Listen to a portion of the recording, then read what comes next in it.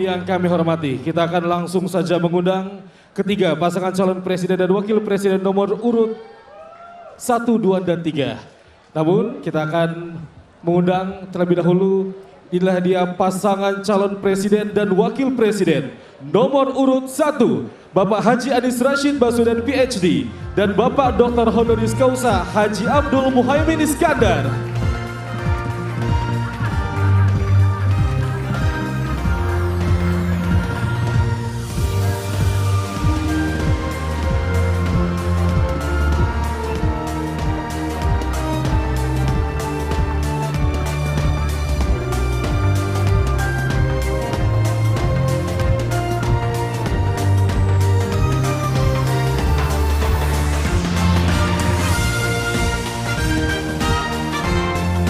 Berkenan Bapak untuk bisa menempati tempat duduk yang telah ditentukan.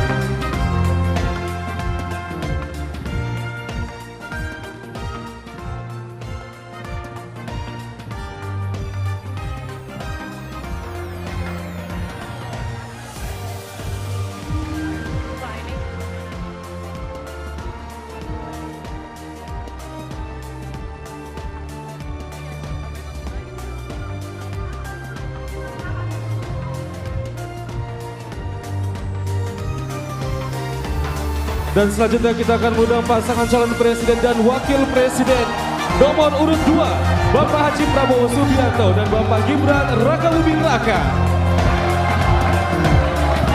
Dan disilakan kepada Bapak untuk bisa menempati tempat duduk yang telah ditentukan.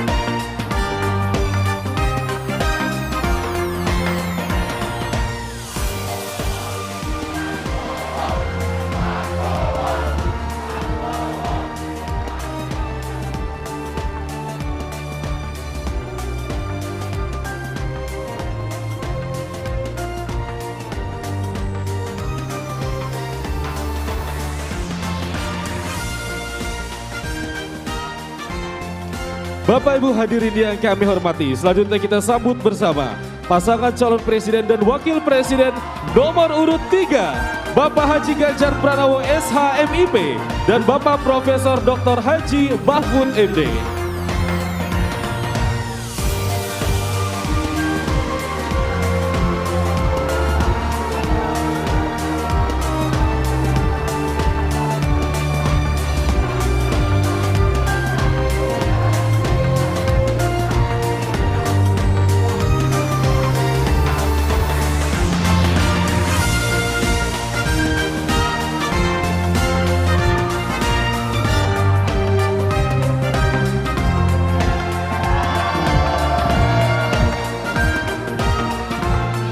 Berkenan kepada Bapak untuk bisa menempati tempat duduk yang telah ditentukan.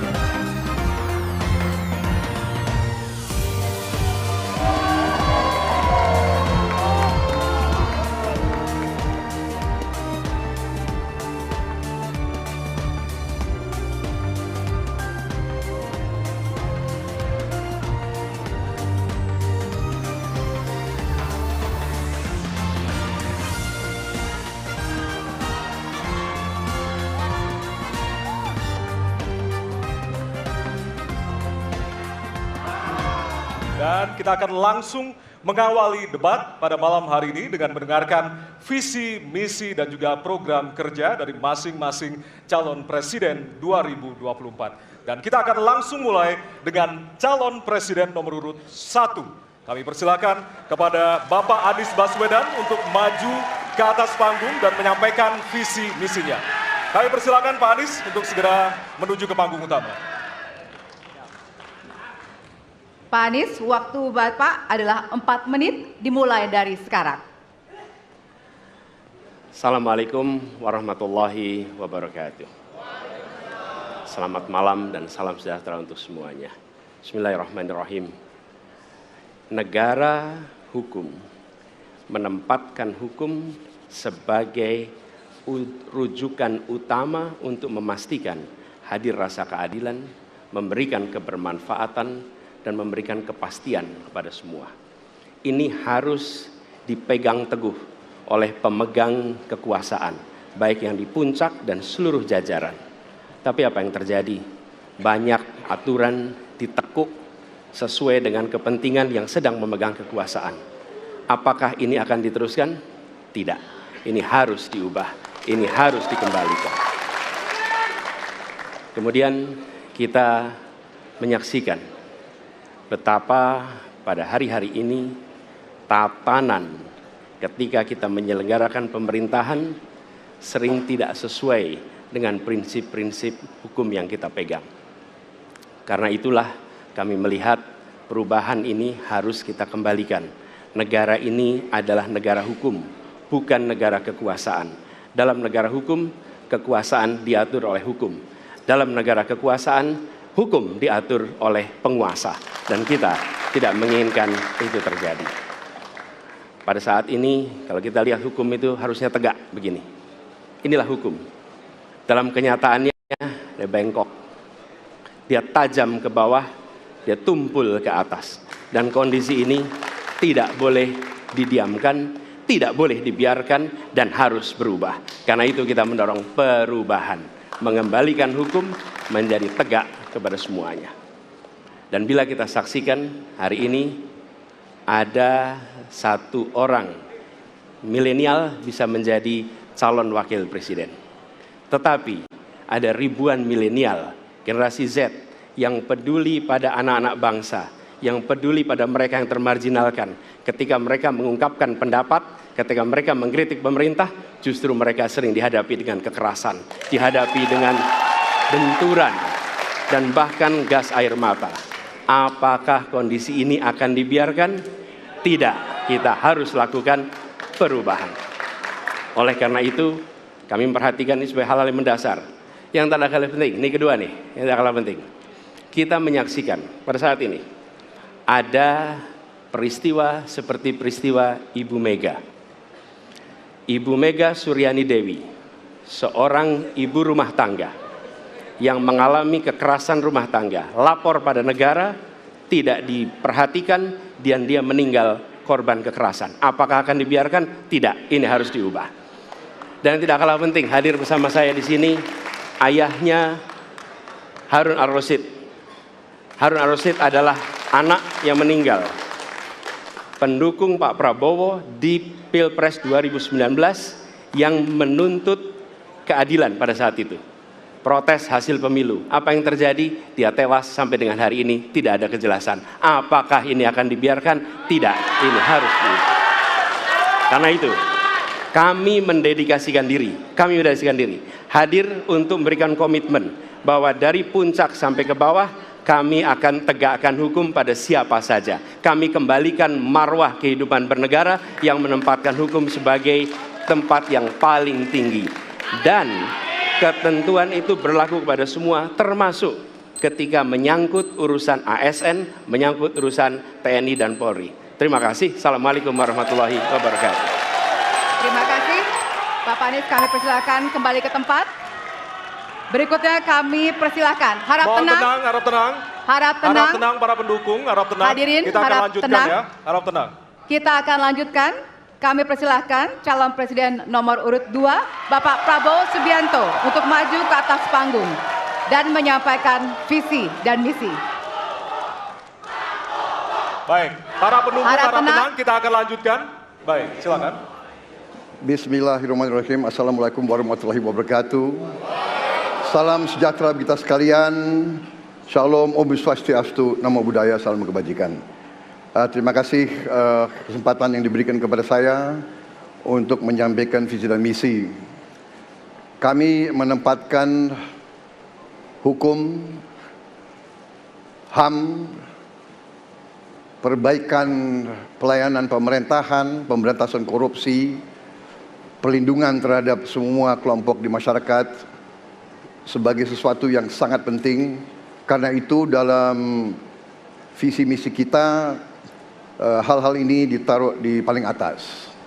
Kita sadar dan saya sadar sejak muda saya telah mengangkat sumpah untuk membela Pancasila dan Undang-Undang Dasar 45. Di dalam Undang-Undang Dasar 45, di situ pendiri-pendiri bangsa kita mendirikan sebuah republik. Republik itu harus didasarkan atas hukum dan kedaulatan rakyat. Itulah perjuangan saya selama ini. Dan saya pertaruhkan nyawa saya, jiwa saya untuk membela demokrasi, hukum dan HAM. Kita faham, kita mengerti masih banyak kekurangan.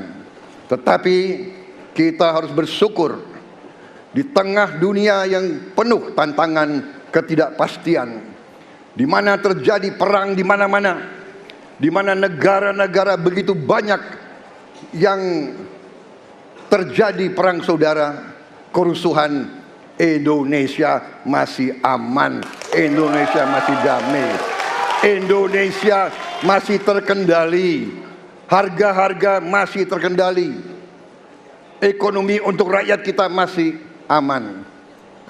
Karena apa? Karena kepemimpinan. Karena apa? Karena manajemen negara yang berhasil. Saudara-saudara, apakah di tengah 280 juta rakyat masa tidak ada kekurangan?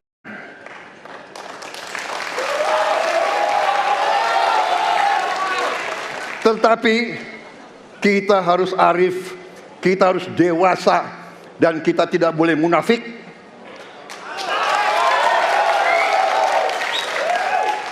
Pemimpin itu ingarso sung telodo, harus memberi contoh. Saudara-saudara sekalian, Prabowo Gibran, kita akan perbaiki yang harus diperbaiki. Kita akan tegakkan apa yang perlu ditegakkan. Dan kita bertekad memberantas korupsi sampai ke akar-akarnya. Memberantas korupsi sampai ke akar-akarnya. Saudara-saudara sekalian, saya kira demikian yang ingin saya sampaikan. Program kita baik, tujuan kita baik, keinginan kita baik. Mari kita berbuat kebaikan demi rakyat kita. Kita butuh persatuan dan kesatuan. Kita tidak perlu saling menghasut, saling mencela, saling menghina. Demi rakyat kita yang kita cintai, kita butuh kesejukan, ketenangan, kerukunan. Kita negara majemuk, kita negara ratusan kelompok etnis, berbagai agama besar. Pemimpin harus sejuk, pemimpin harus dewasa. Waktu Anda habis, kami persilakan untuk kembali ke tempat duduk. Baik. Harap Para tenang. pendukung diharap tenang, Hadirin. para pendukung diharap tenang. Para Hadirin, pendukung harap tenang. harap tenang. Nanti Harap ada tenang. waktunya untuk memberikan apresiasi dan juga teriakan serta tepuk tangan. Kita Ya. akan lanjutkan untuk pasangan berikutnya yang di penyampaian visi misi oleh calon presiden nomor urut 3 kepada Bapak Prabowo, kepada Bapak Ganjar Pranowo. Kami persilakan untuk ke panggung. Harap tenang. Hadirin harap tenang. Bapak Ganjar, waktunya 4 menit dimulai dari sekarang. Assalamualaikum warahmatullahi wabarakatuh. Selamat malam, salam sejahtera untuk kita semua. Om Swastiastu, Namo Buddhaya, Rahayu. Bapak Ibu yang sangat saya hormati, para hadirin pemirsa debat malam ini yang sangat saya muliakan. Saya dan Pak Mahfud mulai perjalanan pada saat pembukaan kampanye dari ujung timur Indonesia dan barat. Dari Sabang sampai Merauke. Hanya ingin mendengarkan dan ingin melihat secara langsung apa yang disampaikan oleh rakyat. Apa yang dirasakan oleh rakyat sehingga ketika kontestasi 5 tahunan ini berlangsung, harapan itu ada dan masuk dalam pikiran seorang pemimpin, satunya pikiran, perkataan, dan perbuatan. Ini sesuatu yang sungguh penting. Di Merauke kami menemukan pendeta, namanya Pak Leo.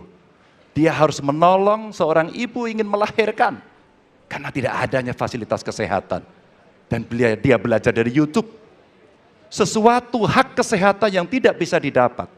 Maka kita sampaikan kepada Pendeta Leo, kami akan bangunkan itu, dan kami akan kerahkan seluruh Indonesia, bahwa satu desa, satu puskesmas atau pustu, dengan satu nakes yang ada. Pak Mahfud juga menyampaikan kepada para guru yang ada di Aceh, di Sabang sana. Ada juga guru agama di sana. Kita ingin membangun Indonesia yang hebat dengan SDM yang unggul. Tapi apakah kita sudah memperhatikan mereka? Tentu kemajuan yang selama ini ada, mesti kita lakukan jauh lebih cepat, lebih satset. Dan perhatian itu mesti diberikan. Dan itulah di sana kita memperhatikan nasib para guru termasuk guru agama. Insentif kepada mereka kita berikan agar mereka bisa mengajarkan budi pekerti yang luhur dengan moderasi agama yang ada. Bapak Ibu, cerita ini belum cukup. Saya berjalan ke NTT. Kami ketemu dengan masyarakat yang ada di sana.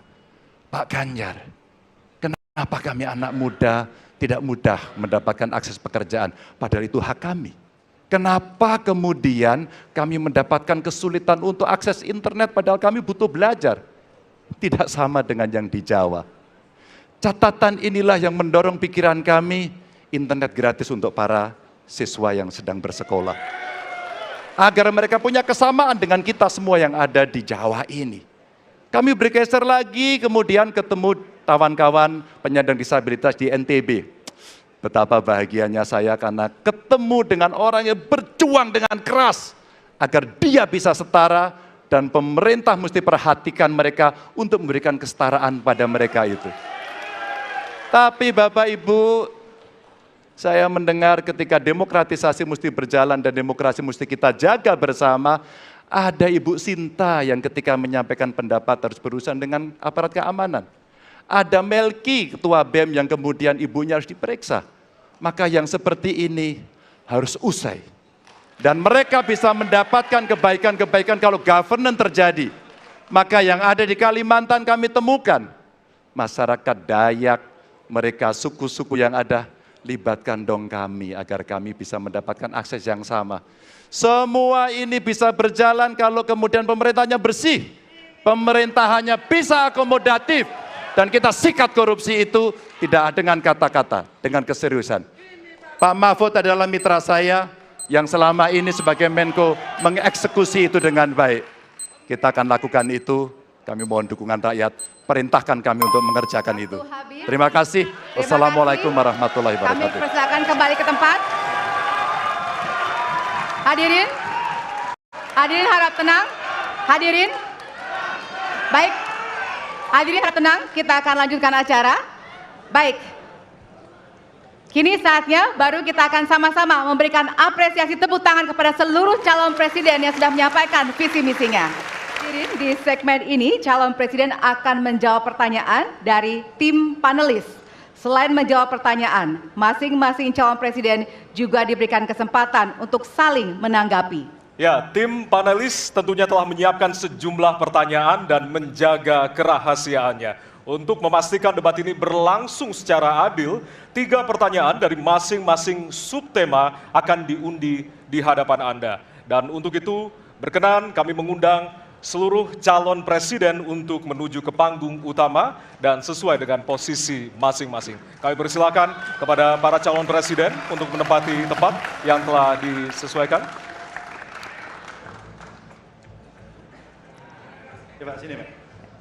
Ya, hadirin, jika di segmen pertama kita memulai visi misi dari calon presiden nomor urut 1, maka pada segmen ini kita akan memulai pertanyaan kepada calon presiden nomor urut 2. Kami persilakan kepada panelis Bapak Agus Riwanto untuk mengambil subtema di fishbowl. Kami persilakan Pak Agus. Ya, silakan bisa dibuka. Diperlihatkan kepada kita semua tema yang terdapat di dalam bola.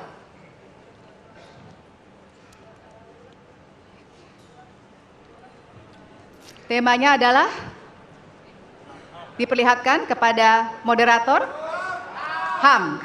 Baik, kita catat tema pertama adalah HAM. Baik, kami persilakan selanjutnya kepada panelis Bapak Ahmad Taufan Damadik untuk bisa mengambil pertanyaan dari fishbowl. Baik, bolanya bisa ditunjukkan, Pak. Oke, huruf A, artinya itu adalah amplop A untuk hak asasi manusia. Baik. Pertanyaan hanya akan dibacakan satu kali. Pertanyaan untuk calon presiden nomor urut 2 adalah tema HAM huruf A. Saya akan buka amplopnya Bapak Ibu sekalian, masih disegel.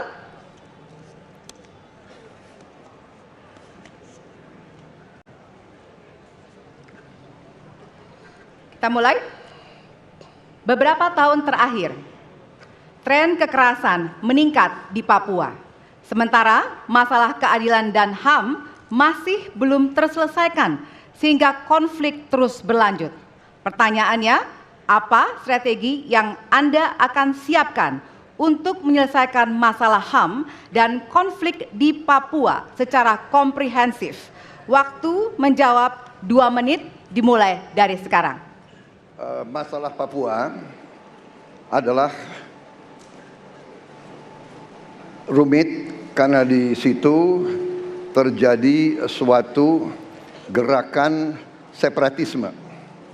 Dan gerakan separatisme ini kita sudah ikuti cukup lama. Kita melihat ada campur tangan asing di situ. Dan kita melihat bahwa kekuatan-kekuatan tertentu selalu ingin Indonesia disintegrasi dan pecah.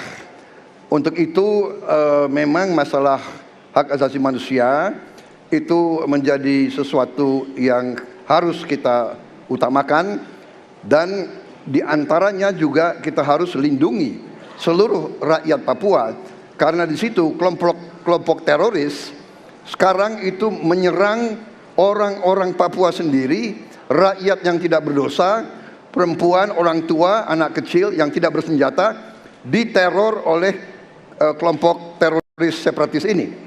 Jadi rencana saya pertama adalah tentunya menegakkan hukum, memperkuat aparat-aparat di situ, dan juga mempercepat pembangunan ekonomi. Dan Presiden Joko Widodo adalah presiden di Republik Indonesia yang paling banyak ke Papua, paling banyak ke Papua. Kalau tidak salah sampai hari ini beliau sudah lebih dari 19 kali ke Papua. Dan peningkatan pertumbuhan ekonomi di bawah pemerintah Pak Jokowi yang paling pesat, yang paling tinggi selama sejarah Republik Indonesia. Jadi yang saya katakan, saya akan lanjutkan, kita harus membawa kemajuan ekonomi, sosial, services yang terbaik untuk rakyat Papua, melindungi rakyat Papua dari keganasan para separatis dan teroris, dan menjamin penegakan hak asasi manusia. Terima kasih. Baik. Dan selanjutnya, ya, Hadirin harap tenang, ya. Kita lanjutkan. Baik, kami persilakan kepada calon presiden nomor urut 3 untuk menanggapi jawaban dari calon presiden nomor urut 2. Waktu Anda 1 menit, Bapak, dimulai dari sekarang. Terima kasih, tapi menurut saya rasanya tidak cukup Pak Prabowo. Karena dialog menurut saya menjadi sesuatu yang penting. Agar seluruh kekuatan yang ada di sana, seluruh kelompok yang ada di sana bisa duduk bersama untuk menyelesaikan itu. Itu menurut saya roots masalahnya. Pertanyaan saya simpel saja. Apakah Bapak setuju dengan model dialog yang saya tawarkan itu? Terima kasih. Saya setuju. Terima kasih. Baik. Baik. Bapak Prabowo, saya kita mau jawab tahan dulu. Saya mau jawab. Waktunya Bapak merespon nanti setelah mendengarkan jawaban ataupun tanggapan dari paslon nomor 1 atau. Terima kasih atas pengertiannya. Harap tenang, harap tenang, harap tenang hadirin, kita akan lanjutkan.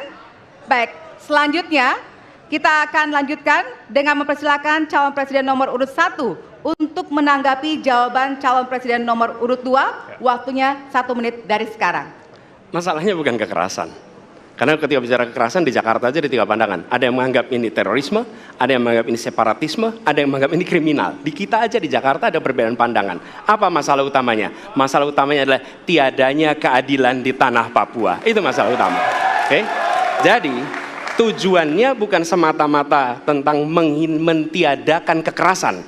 Karena damai itu bukan tiada kekerasan, damai itu ada keadilan. Itu prinsip utamanya. Nah, jadi caranya bagaimana?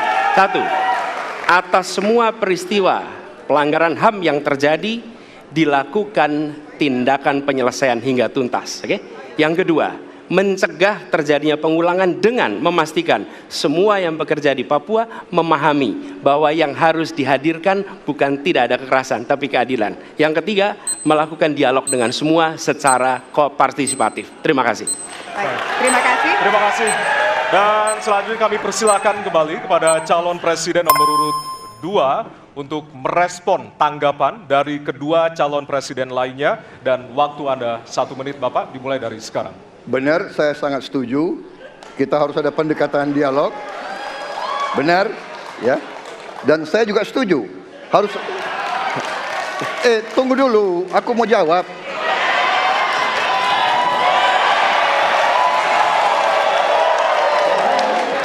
Jadi, benar keadilan. Benar sekali, harus ada keadilan. Tetapi saya mau mengatakan, tidak sesederhana itu, Pak Anies. Ada faktor-faktor lain, Pak Anies. Ada faktor geopolitik, ada faktor ideologi. Inilah yang masalahnya tidak gampang, ya. Tetapi saya pendapat kita harus tegakkan keadilan. Kita harus dialog.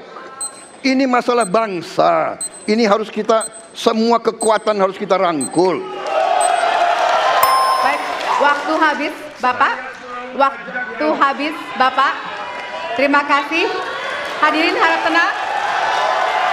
Baik, Hadirin harap tenang, kita akan lanjutkan. Hadirin harap tenang, kita akan lanjutkan. Nanti kita akan kasih kesempatan untuk memberikan apresiasi kepada para calon presiden. Baik, selanjutnya kita akan beralih ke pertanyaan untuk calon presiden nomor urut 3. Kami persilakan kepada panelis Bapak Al Makin untuk mengambil subtema di fishbowl. Kami persilakan kepada panelis.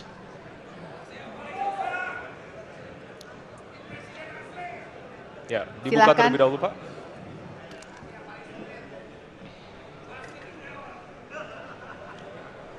Diperlihatkan kepada moderator dan hadirin pemerintahan Dan peningkatan pelayanan publik. Baik. Dan selanjutnya kami persilakan kepada panelis Bapak Bayu Dwi Anggono untuk mengambil pertanyaan dari fishbowl. Kami persilakan, Pak.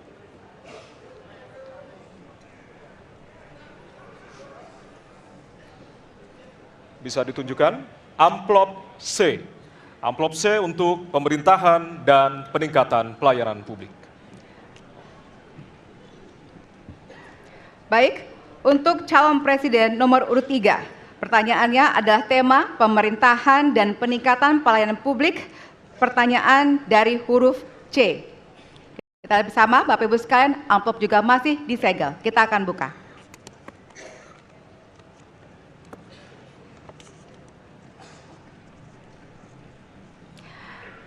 Indeks pelayanan publik di Indonesia stagnan. Sementara Undang-Undang Pelayanan Publik menghendaki persamaan perlakuan dan memperhatikan kepentingan khusus kelompok rentan, perempuan, anak, dan disabilitas. Pertanyaannya, apa program strategis Anda untuk meningkatkan kualitas pelayanan publik yang berkeadilan? Waktu 2 menit dimulai dari sekarang.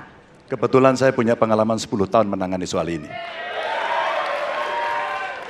Mengajak mereka berpartisipasi sejak awal, satu, menghadirkan dalam setiap musrenbang kelompok perempuan, penyandang disabilitas, anak-anak, kelompok rentan yang lain termasuk orang tua.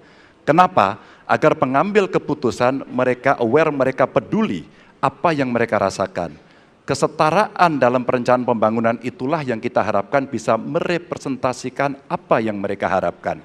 Sehingga fisiknya kalau bangun mereka paham mana yang akan menggunakan sehingga tidak ada lagi protes pada soal itu. Kedua, dari sisi aparaturnya mesti ada kontrol publik.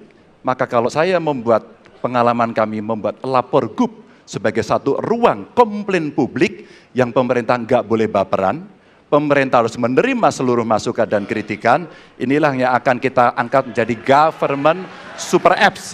Sehingga ketika itu tidak berjalan, pemerintah tertinggilah yang harus kemudian mengambil alih itu, sehingga pelayanan akan bisa jauh lebih baik, sehingga kelompok-kelompok ini harus mendapatkan afirmasi.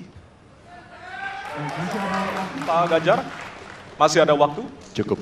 Baik. Cukup. Baik, terima kasih. Ya, dan kami persilakan kepada calon presiden nomor urut 1 untuk menanggapi jawaban dari calon presiden nomor urut 3. Waktu Anda 1 menit dimulai dari sekarang, Pak. Prioritaskan pada pelayanan mereka yang rentan. 1, penyandang disabilitas. 2, perempuan, terutama ibu hamil. 3, anak-anak dan lansia. Itu prioritas. Kemudian pelayanannya. Buatkan pelayanan yang transparan dan terukur. Pelayanan pemerintah itu tidak ada yang baru. Semua yang dilayani pemerintah itu hal yang berulang. Jadi kalau disebut masalah itu pasti pernah terjadi sebelumnya. Pasti berulang. Lalu apa yang dikerjakan? Kami buat ketika dulu di Jakarta namanya Jaki.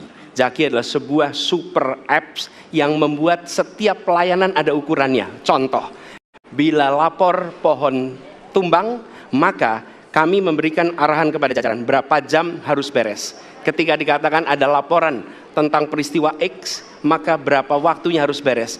Semua ukuran pelayanan dibuat transparan. Lalu publik yang melapor tahu persis, saya lapor kapan, harus selesai kapan. Dengan begitu standarisasi akan bisa terjadi. Terima kasih. Baik.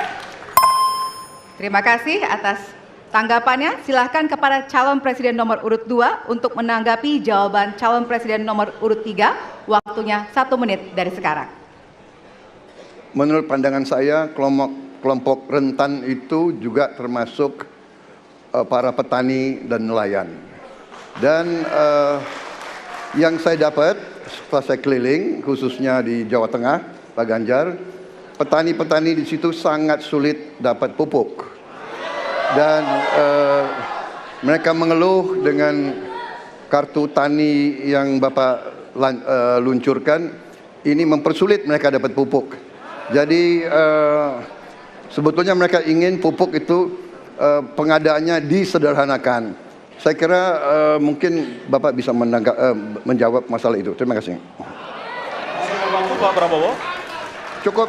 Cukup? Nggak usah lama-lama. Baik. Baik, terima kasih. Dan selanjutnya kami persilakan kepada calon presiden nomor urut 3 untuk merespon tanggapan dari kedua calon presiden lainnya. Waktu Bapak 1 menit dimulai dari sekarang. Terima kasih. Jadi menggunakan teknologi yang disampaikan Mas Ani sudah betul. Rupanya kita sama pada soal itu.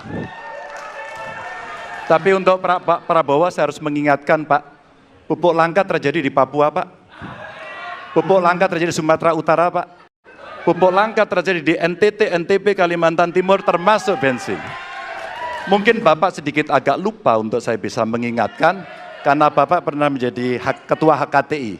Pak, data petani kita tidak pernah beres. Maka kalau kemudian satu data petani itu bisa kita kelola, maka distribusi pupuknya harus bisa sampai dan tepat sasaran. Pada saat yang sama, kuota pupuk tidak boleh dibatasi. Maka ini yang saya telepon langsung kepada Pak Wapres saat itu. Pak Wapres please, kasih tambahan. Kalau tidak cukup. Dan ini terjadi di seluruh Indonesia, maka inilah mesti kita kerjakan nanti. Baik. Masih ada waktu? Mau ditambahkan Pak? Cukup. Cukup? Cukup. Baik. Baik, terima kasih. Hadirin, kita akan beralih ke pertanyaan selanjutnya untuk calon presiden nomor urut 1. Kami persilakan kepada panelis Bapak Gun-Gun Herianto untuk mengambil subtema di Fishball. Kami persilakan panelis. Ya, bisa dibuka terlebih dahulu.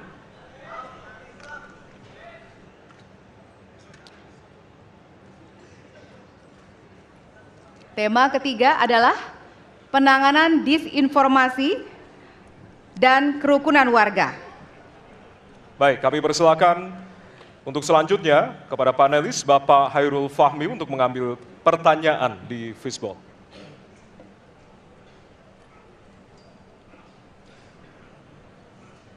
Ditujukan ke depan.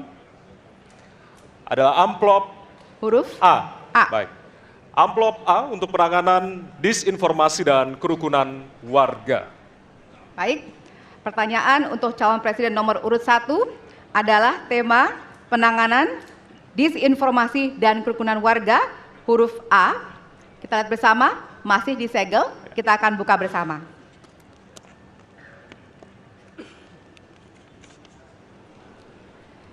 Sejauh ini masih banyak ditemukan kasus-kasus persekusi, kekerasan, dan diskriminasi oleh satu kelompok masyarakat terhadap kelompok lainnya. Pertanyaannya, apa kebijakan Anda untuk melindungi warga negara dan memperkuat toleransi dalam masyarakat Indonesia yang majemuk? Waktunya 2 menit dimulai dari sekarang. Setiap pelanggaran hukum tidak boleh dibiarkan tak dihukum. Karena apabila dibiarkan, dia akan menular dan dia akan dianggap sebagai sesuatu yang benar. Karena itu langkah yang pertama adalah setiap kali ada pelanggaran dikerjakan oleh siapapun, kapanpun, dimanapun, maka tegakkan aturan, tegakkan hukum. Nomor 1. Yang kedua, ketika kita berbicara kerukunan, maka kita harus melakukan usaha berkomunikasi dengan semua. Negara tidak boleh memusuhi salah satu unsur yang ada di masyarakat. Nggak boleh. Negara adalah penyelenggara yang harus menjangkau semua. Kami mungkin tidak suka, mungkin tidak setuju dengan pikiran seseorang, tapi negara harus memberikan hak kepada dia untuk berbicara, termasuk untuk mengkritik. Sehingga ada ruang kebebasan kepada rakyat untuk menyampaikan pendapatnya. Jadi kita harus sadar, negara bukan mengatur pikiran, negara bukan mengatur perasaan, negara mengatur tindakan. Di situ kita atur. Dan bila melanggar, maka itu dilakukan tindakan penegakan hukum. Lalu, ketika sampai kepada usaha untuk menjangkau semua, pasti komunikasi dilakukan. Tapi selalu saja ada peristiwa pelanggaran, ada peristiwa kekerasan, dan seringkali rakyat tak tahu kemana harus melaporkan. Dan ketika mereka berhadapan dengan pihak lain, seringkali mereka membutuhkan bantuan hukum. Karena mereka berhadapan dengan berbagai unsur yang ada di masyarakat. Karena itu kami merencanakan membuat sebuah program yang disebut sebagai online untuk pelayanan pengacara gratis. Jadi ini adalah online pelayanan gratis. Yang kami sebut sebagai, istilah yang kami gunakan adalah Hotline Paris. Itu namanya kira-kira. Nah, dengan cara begitu, maka rakyat mengalami masalah bisa minta tolong kepada negara untuk didampingi pengacara dari negara. Terima kasih. Baik. Terima kasih. Dan selanjutnya kami persilakan kepada calon presiden nomor urut 2 untuk menanggapi jawaban dari calon presiden nomor urut 1. Waktu Bapak 1 menit dimulai dari sekarang. Saya kira yang sangat dirasakan oleh banyak kelompok, terutama kelompok minoritas, Pak. Saya ingin tanya bagaimana tanggapan Bapak tentang keluhan adanya kelompok-kelompok minoritas yang ingin membuat tempat ibadah tapi sangat sulit karena faktor-faktor yang dipersulit oleh birokrasi dan sebagainya. Masih ada waktu, Bapak? Cukup. Sudah cukup? Baik, terima kasih. Selanjutnya kami persilahkan kepada calon presiden nomor urut 3 untuk menanggapi jawaban calon presiden nomor urut 1. Waktunya 1 menit dimulai dari sekarang. Ada yang lebih penting saya kira, meskipun seluruh proses memang harus dilalui. Penegakan hukumnya, menghukum yang bersalah, dan aparat hukum tidak boleh ragu pada soal itu.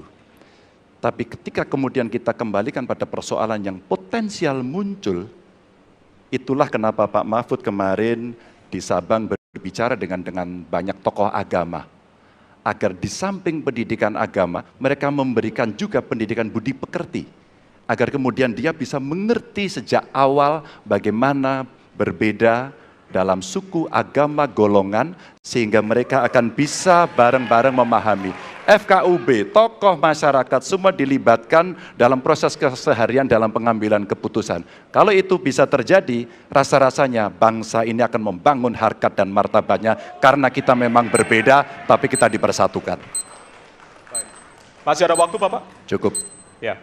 Dan selanjutnya, kami persilakan kepada calon presiden nomor urut 1 untuk merespon tanggapan dari kedua calon presiden lainnya, dan waktu Bapak 1 menit dimulai dari sekarang. Terima kasih. Pak Prabowo, perlu kami sampaikan bahwa ketika kami bertugas di Jakarta, maka ada begitu banyak izin-izin gereja yang mandek 30 tahun, 40 tahun, dan tuntas dibereskan. Oke? Antrian yang amat panjang, yang tidak pernah selesai. Dan kemudian banyak kelompok agama dari mulai Buddha, Hindu, Kristen yang mengalami kesulitan mendirikan tempat ibadah, mereka menerima izin tempat ibadah dan mereka bisa beribadah dengan baik. Dan kalau boleh saya laporkan, dalam sejarah Gubernur Jakarta yang paling banyak memberikan izin rumah ibadah adalah Gubernur Anies Baswedan. Termasuk ketika umat Islam mau mendirikan masjid dan tidak bisa mendapat izinnya, saya bicara. Ketika umat Kristen mau mendirikan gereja tidak bisa mendapatkan izin dari masyarakat, saya bicara. Dan semuanya akhirnya mendapatkan izin untuk bisa beribadah. Terima kasih. Terima kasih. Baik, sudah cukup Bapak? Masih ada waktu? Cukup ya? Baik, terima kasih. Kita berikan tepuk tangan buat calon presiden 2024.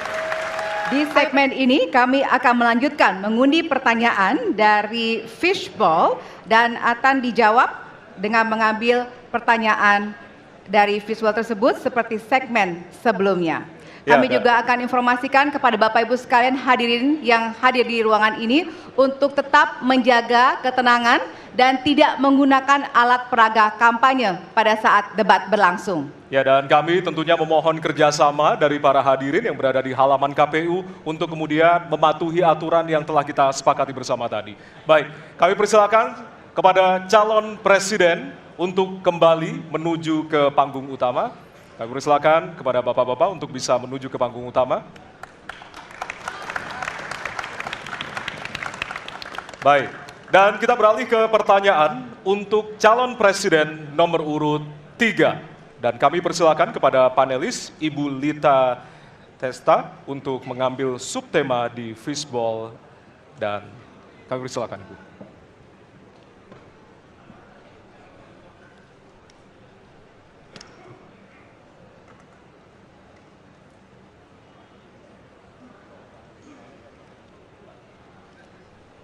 Ya, dan untuk temanya adalah pemberantasan korupsi.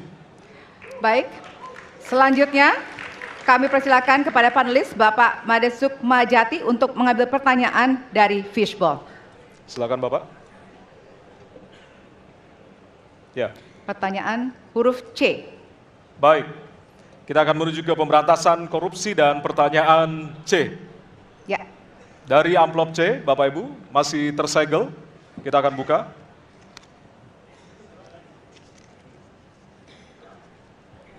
Pertanyaan untuk subtema pemberantasan korupsi. Penegakan hukum atas tindak pidana korupsi menunjukkan rata-rata tren vonis pengadilan yang relatif rendah dan minimnya angka pengembalian aset. Pertanyaan, apa terobosan yang akan Anda lakukan untuk menimbulkan efek jera bagi pelaku korupsi sekaligus menyelamatkan aset negara yang dikorupsi? Waktu Anda 2 menit Bapak, dimulai dari sekarang. Terima kasih. Yang pertama dari si penegakan hukumnya dulu. Maka kalau saya mulai dari sini, maka yang mesti dilakukan adalah pemiskinan. Yang kedua perampasan aset. Maka segera kita bereskan undang-undang perampasan aset dan untuk pejabat yang korupsi bawa ke Nusa Kambangan. Agar bisa punya efek jera bahwa ini tidak main-main. Namun yang perlu diberikan adalah contoh dari seorang pemimpin bahwa dia hidup sederhana, dia tidak bermewah-mewah, dia mengajarkan bagaimana integritas itu dibangun. Untuk para pejabat, ada 2 yang penting sekali. 1, biarkan mereka berkembang dengan meritokrasi yang baik sehingga pada saat menduduki jabatan tidak ada lagi jual beli jabatan. Yang kedua, jangan biarkan mereka store pada pemimpinnya. Kalau ini terjadi, kerunyaman itu akan muncul. Data ICW menunjukkan sekitar 230-an triliun dalam 10 tahun terakhir kerugian negara itu terjadi. Dan ini ekuivalen kalau bisa kita pakai untuk membuat puskesmas kira-kira 27.000.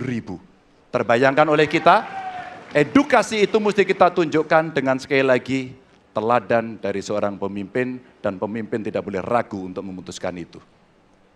Masih ada waktu Bapak, akan menambahkan? Cukup? Baik. Cukup, baik. Harap tenang. Terima kasih. kami persilakan kepada calon presiden nomor urut 1 untuk menanggapi jawaban calon presiden nomor urut 3. Waktunya 1 menit, dimulai dari sekarang. Koruptor dijeratkan dengan undang-undang perampasan aset disahkan dan hukumannya mengikuti pemiskinan. 1. Yang kedua, yang tidak kalah penting, undang-undang KPK harus direvisi sehingga KPK menjadi lembaga yang kuat kembali. Yang ketiga, diberikan imbalan, reward kepada mereka yang membantu melakukan pelaporan, penyelidikan, sehingga ketika melaporkan kita akan punya partisipasi masyarakat dan itu dibolehkan oleh undang-undang. Dengan begitu maka bukan hanya aparat penegak hukum tapi seluruh rakyat ikut memerangi korupsi. Korupsi harus gerakan anti korupsi harus menjadi gerakan semesta yang melibatkan seluruh rakyat. Kemudian yang keempat, yang tidak kalah penting adalah standar etika untuk pimpinan KPK harus standar yang tinggi. Terima kasih. Baik. Ya. Dan selanjutnya kami silakan kepada calon presiden nomor urut 2 untuk menanggapi jawaban dari calon presiden nomor urut 3. Waktu Bapak 1 menit dimulai dari sekarang. Terus terang saja, saya dalam hal ini setuju dengan sikap dan jawaban dari Pak Ganjar masalah korupsi. Korupsi adalah pengkhianatan terhadap bangsa. Korupsi harus diberantas sampai ke akar-akarnya. Kita harus perkuat KPK, kita harus perkuat juga kepolisian, kita harus perkuat juga kejaksaan, kita harus perkuat ombudsman, semua badan-badan yang bisa membantu untuk mitigasi korupsi harus kita perkuat. BPK, BPKP, inspektorat di tiap kementerian ini harus diperkuat. Jadi saya sependapat korupsi harus diberantas sampai seakar-akarnya. Waktu masih ada, Bapak? Cukup. Baik, terima kasih. Kami persilakan calon presiden nomor urut 3 untuk merespon tanggapan dari kedua calon presiden lainnya. Waktunya 1 menit, dimulai dari sekarang. Terima kasih. Ternyata pada isu ini di antara 3 kami relatif sepakat. Mudah-mudahan ini harapan baik untuk masyarakat. Maka yang mesti kita sampaikan kepada masyarakat, inilah janji politik di depan rakyat. Maka kalau kemudian kita bisa menyatukan yang saya sampaikan di awal, pikiran kita sudah sama, perkataan kita sudah sama, maka kalau perbuatannya tidak sama, kitalah yang dihukum oleh rakyat. Maka mudah-mudahan pemilu besok ini akan menghasilkan semangat yang sama untuk kita memberantas korupsi. Integritas itu penting sekali dan nomor 1. Masih ada waktu Bapak? Cukup. Cukup? Baik. Ya, dan kita akan beralih ke pertanyaan selanjutnya untuk calon presiden nomor urut 1. Kami persilakan kepada panelis Bapak Rudy Rohi untuk mengambil subtema di fishball. Kami persilakan Bapak.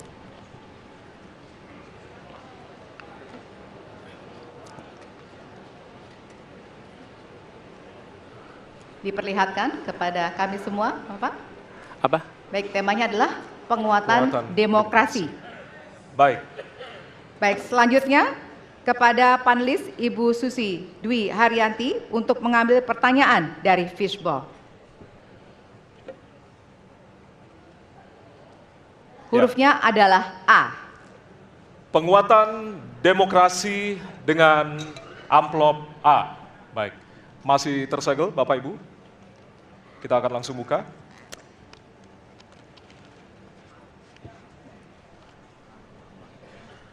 Salah satu pilar penting demokrasi adalah partai politik. Namun kepercayaan publik terhadap partai politik di Indonesia selalu rendah.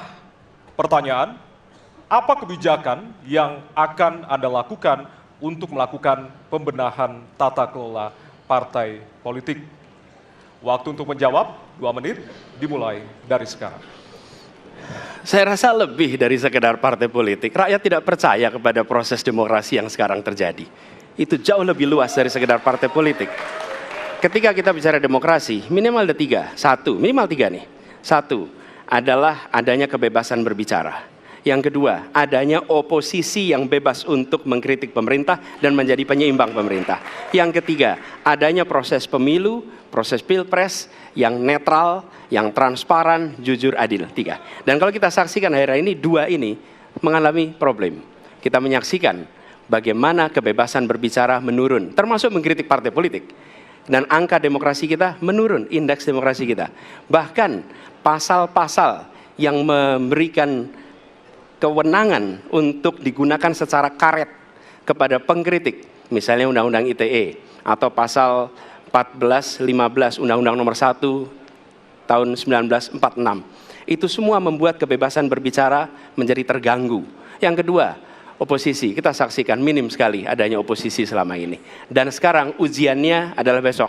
Bisakah pemilu diselenggarakan dengan netralitas, dengan adil, dengan jujur? Ini ujian ketiga. Jadi, persoalan demokrasi kita lebih luas dari segala persoalan kepada partai politik. Nah, bagaimana untuk partai politik sendiri? Partai politik perlu mengembalikan kepercayaan. Tapi di sini ada peran negara. Menurut saya salah satu masalah yang mendasar, partai politik ini memerlukan biaya.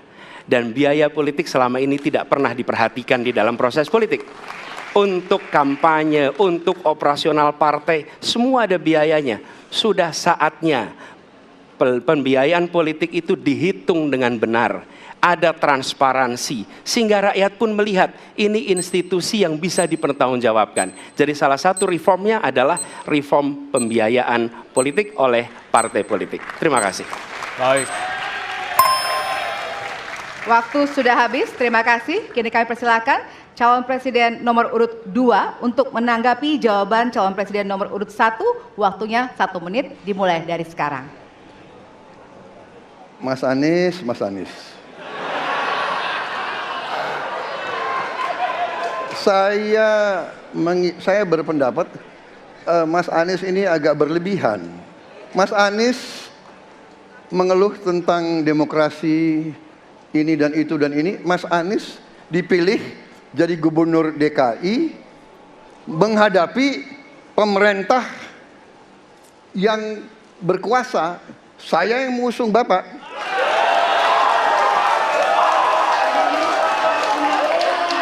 Kalau demokrasi kita tidak berjalan, tidak mungkin Anda jadi gubernur.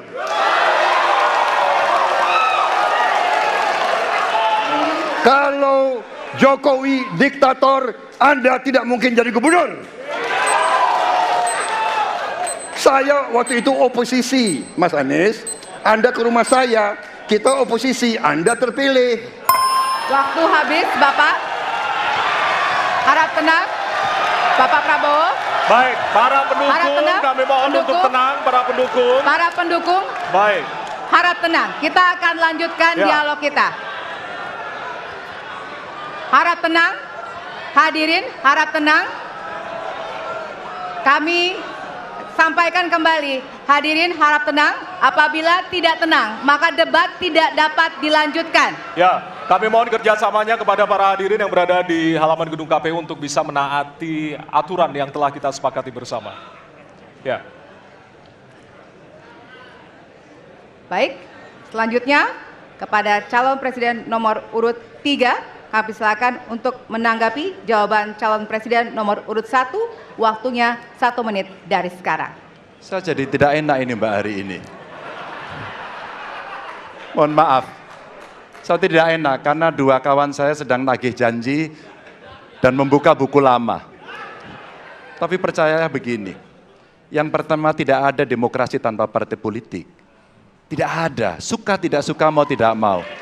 Dan fungsi partai politik itu adalah agregasi, sumber rekrutmen kader, pendidikan politik. Kebetulan saya pernah menjadi ketua pansus undang-undang partai politik. Maka pada saat perdebatan penguatan dari sisi anggaran, penguatan dari sisi partisipasi masyarakat mesti dilakukan, saat itu tidak terlalu banyak yang setuju. Maka Mas Anies, soal oposisi tidak oposisi, soal kepentingan saja kok. Kapan kita bertemu, kapan kita tidak bertemu, dan kemudian kita akan bersikap pada posisi masing-masing. Tapi yang penting, pendidikan politik kepada masyarakat itulah yang menjadi PR besar dari partai politik agar cepat dewasa. Oke, waktu Anda habis, Bapak. Ya, dan kita akan lanjutkan Baik, kita akan lanjutkan debatnya, Bapak Ibu.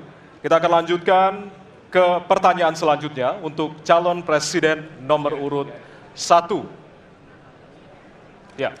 Untuk merespon Oke. tanggapan dari 2 calon presiden lainnya, waktunya 1 menit dari sekarang. Ya.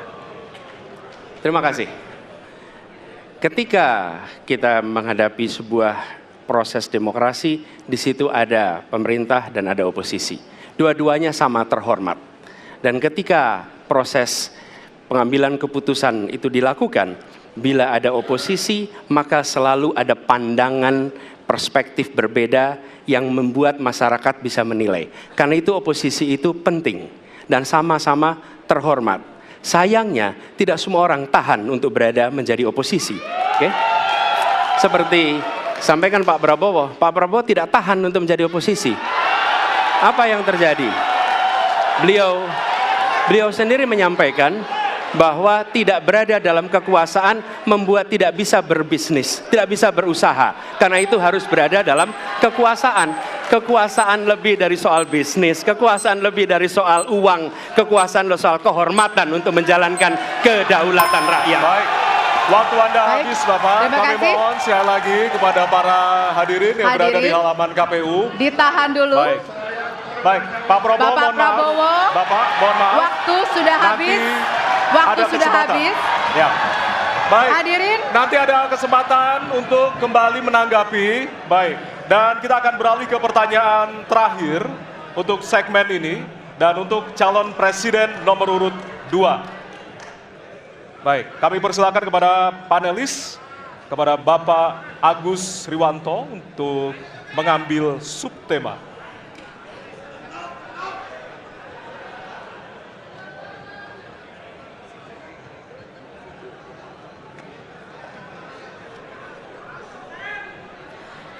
Kami mohon kepada hadirin untuk tenang, untuk menjaga kelancaran debat.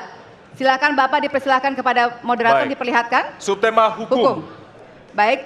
Selanjutnya kami silakan kepada panelis Bapak Wawan Mashud untuk mengambil pertanyaan dari Fishball. Kami persilakan Bapak.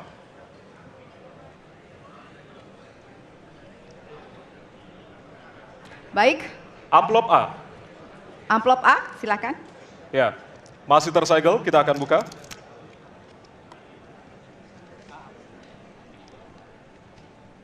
Kita akan langsung bacakan. Konstitusi mengharuskan kekuasaan kehakiman dijalankan secara merdeka.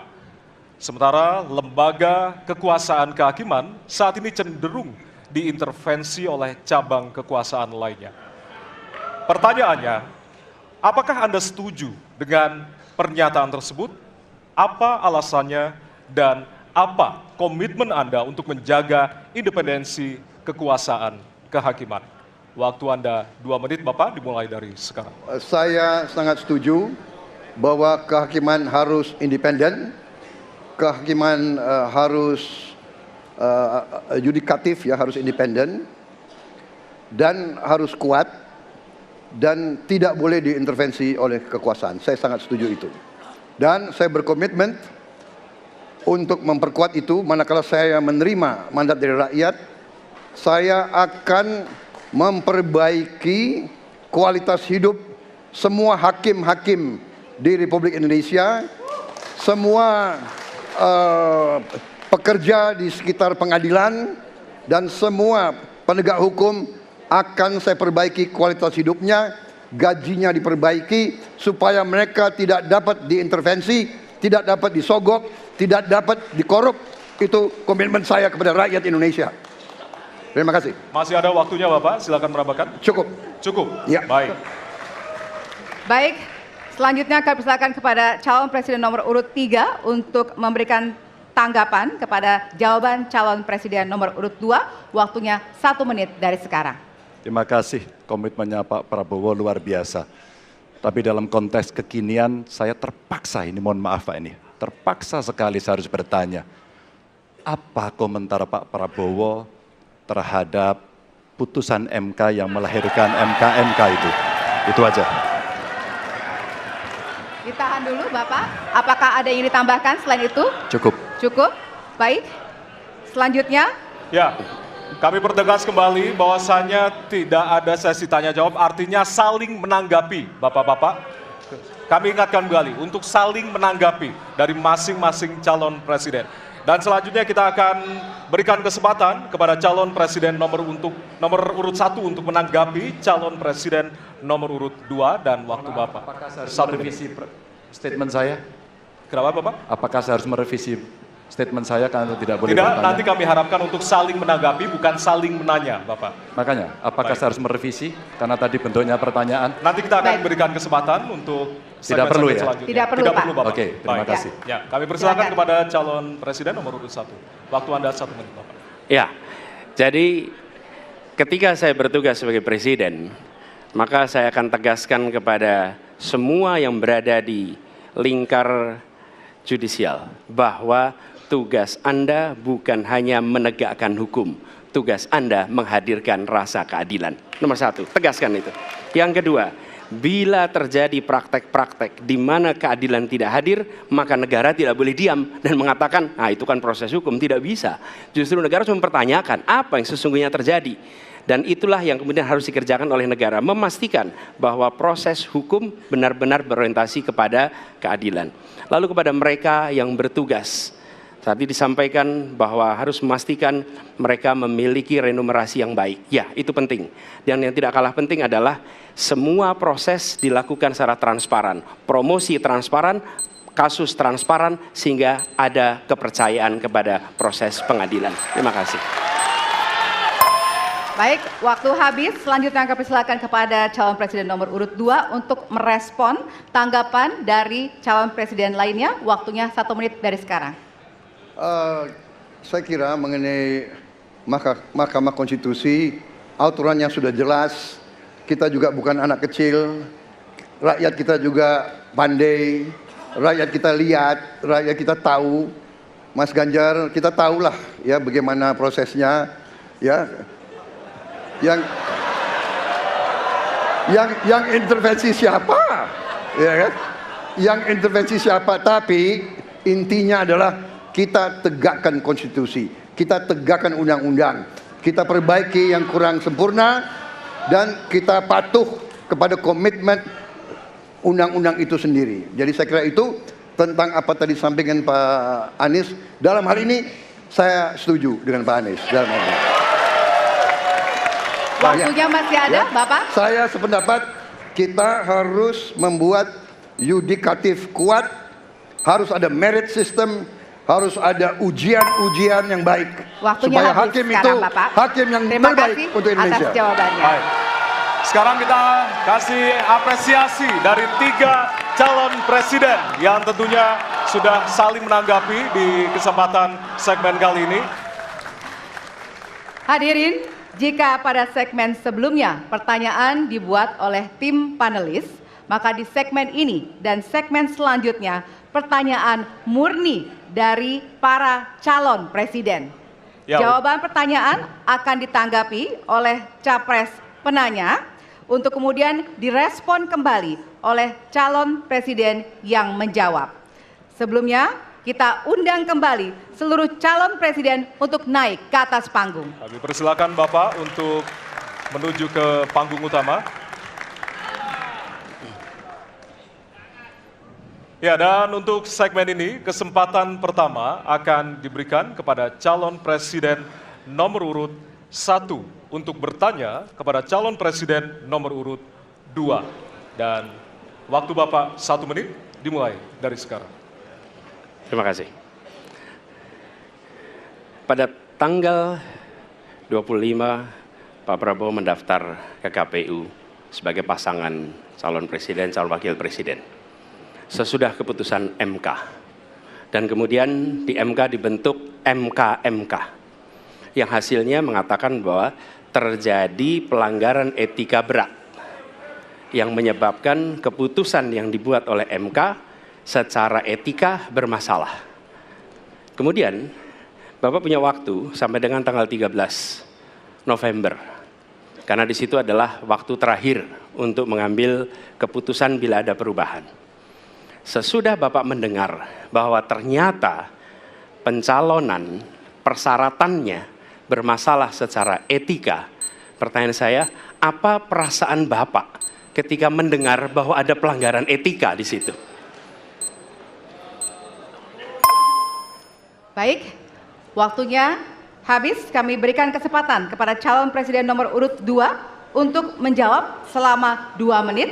Waktunya dimulai dari sekarang. Jadi Mas Anies ya memang suatu perkembangan politik itu ada beberapa segi perspektif ya. Jadi tim saya, para pakar hukum yang mendampingi saya menyampaikan bahwa dari segi hukum tidak ada masalah. Masalah yang dianggap pelanggaran etika sudah diambil tindakan dan keputusan ya waktu itu oleh pihak yang diberi wewenang. Kemudian sudah ada tindakan, dan tindakan pun itu masih diperdebatkan karena yang bersangkutan masih memproses. Tetapi intinya adalah bahwa keputusan itu final dan tidak dapat dirubah. Ya, saya laksanakan ya.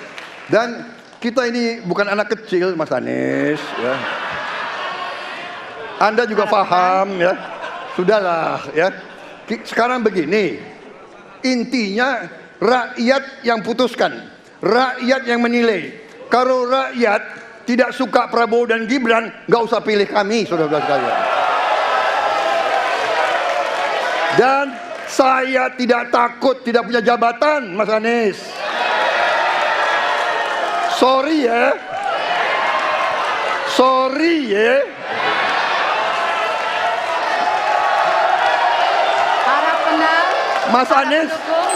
Mas Anies, saya tidak punya apa-apa.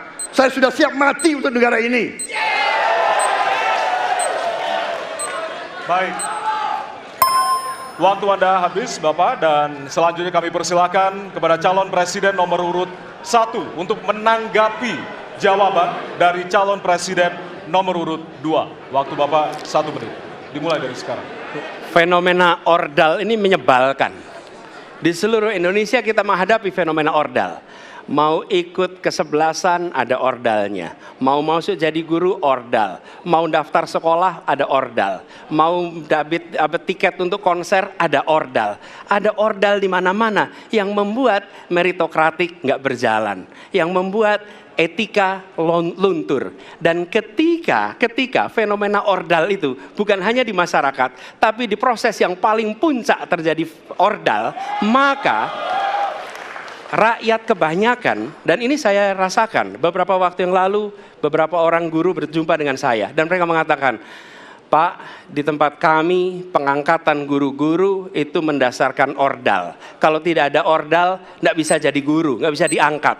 Lalu apa jawabannya? Atasan saya bilang, wong yang di Jakarta aja pakai ordal, kenapa kita di bawah tidak boleh pakai ordal? Negeri ini rusak apabila tatanan itu hilang. Waktunya habis. Ya. Sekarang kami berikan kesempatan kepada calon presiden nomor urut 2 untuk menanggapi tanggapan dari calon presiden nomor urut 1. Waktunya 1 menit dari sekarang. Mas Anies, dalam demokrasi kekuasaan tertinggi ada di rakyat. Hakim yang tertinggi adalah rakyat. Tanggal 14 Februari rakyat yang akan mengambil keputusan. Kalau kami tidak benar, salah, berkhianat, rakyat yang akan menghukum kami. Waktu masih ada, Bapak? Sudah cukup? Baik, terima kasih. Harap tenang hadirin, kita akan lanjutkan. Ya, kita akan lanjutkan. Dan untuk kesempatan ini kami berikan kepada calon presiden nomor urut 2 untuk bertanya kepada calon presiden nomor urut 3. Dan waktu Bapak 1 menit dimulai dari sekarang.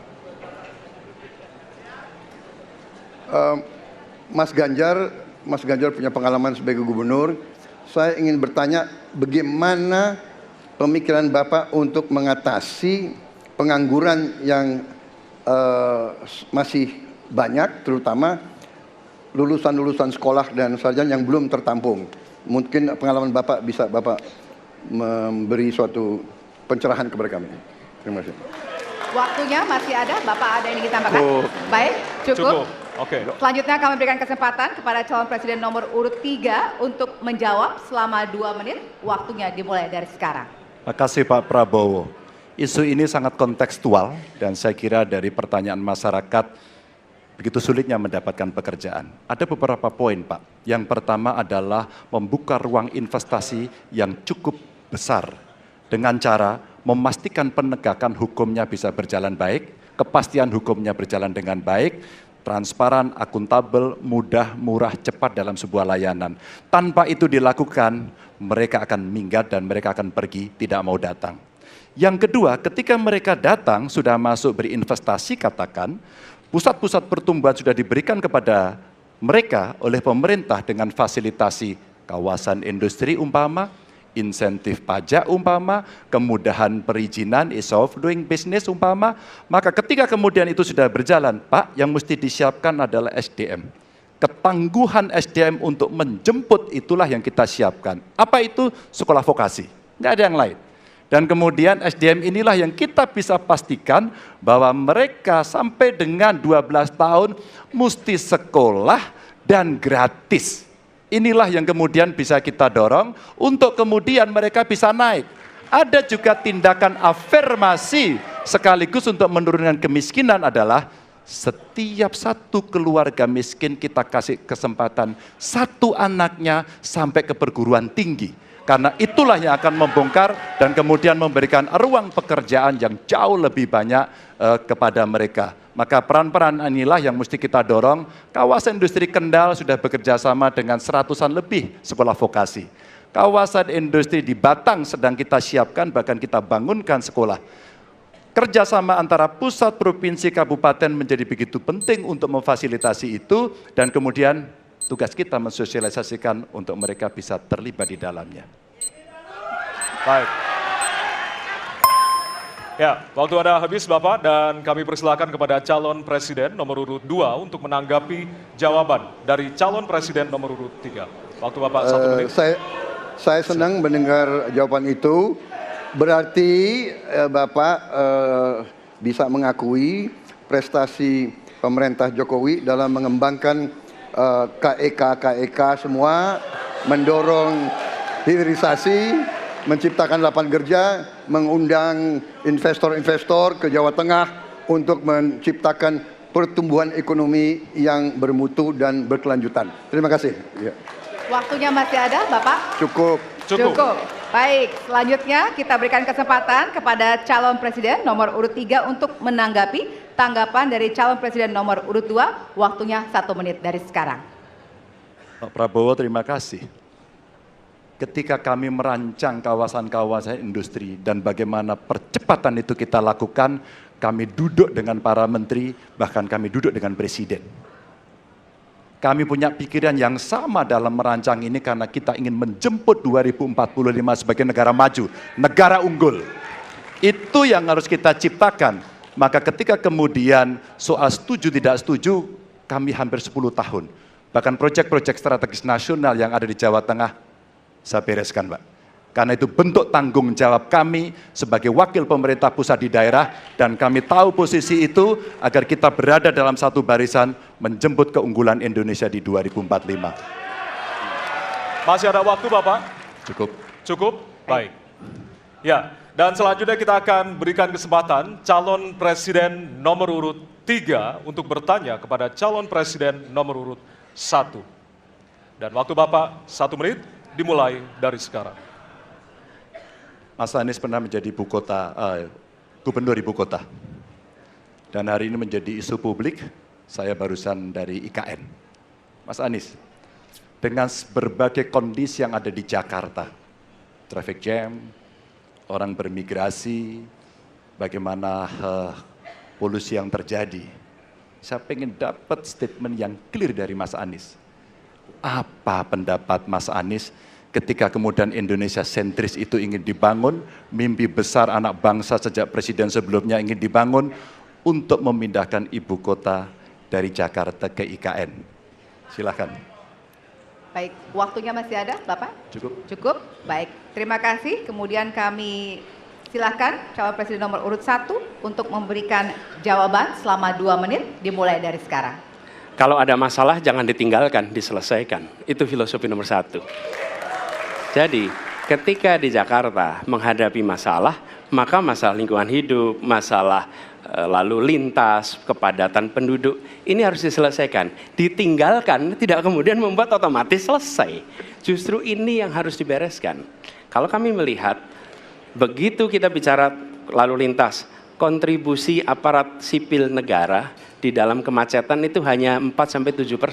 Jadi nggak akan mengurangi kemacetan di sini.